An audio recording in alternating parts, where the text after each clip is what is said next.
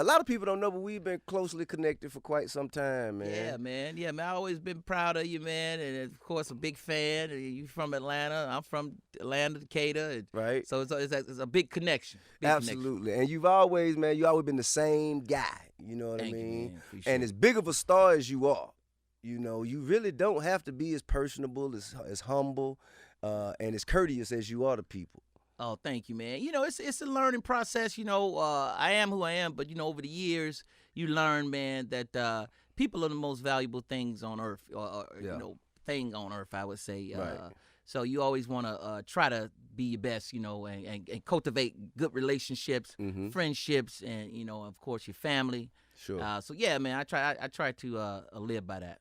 Relationships are definitely currency. Definitely. You know what I mean? So, you know, anybody who burn bridges, you best not plan on crossing none no time. That's soon. right, man. I don't know. I used to see that early in the comedy career, man.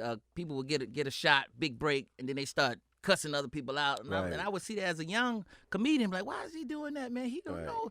You know, you don't know if that movie gonna work, man. You better be smart and just don't even do that at all, you know. So I just thought that was crazy, you know. Now, speaking of movies, man, you are an incredible comedian. I can still remember sneaking to watch Def Comedy Jam as a youngster, man, watching you tear the stage up every time you came on.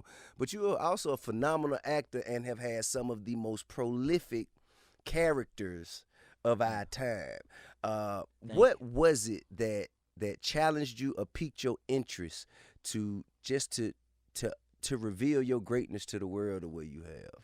Well, man, we grew up in a special time, man. We grew up watching the best, man. Watching, great movies like, Eddie Murphy, Richard Pryor, Sylvester Stallone, Rambo. I grew up going to the movies, man, watching great movies, and Right. so I always wanted to, I knew the way to get into the movie business. It's going through becoming a comedian, Right. and then watching great comedians like I said with Richard Pryor, Eddie Murphy, and the way they parlayed stand-up comedy into movies. I thought I could do that, but I just stayed in the clubs, man, and Right. then all the great comedians that was around too, man. We influenced each other, in my generation, man, and that hard work in the comedy clubs every night. I was ready when I got into when I had the opportunity to do a movie, do Fridays or whatever. I was ready because all those years in the club and touring and stuff like that. So film was always the end goal. Oh yeah, because I saw it. Every Okay. time Eddie Murphy stepped out on That's the right. scene, I was going to the movies with my family, man, and I would see Eddie in a scene, or Richard Pryor in Stir Crazy. Right. I said, man, I was just fascinated with it. I didn't know at that time that that's what I wanted to do, but I knew when I found out stand-up comedy was something that I was good at.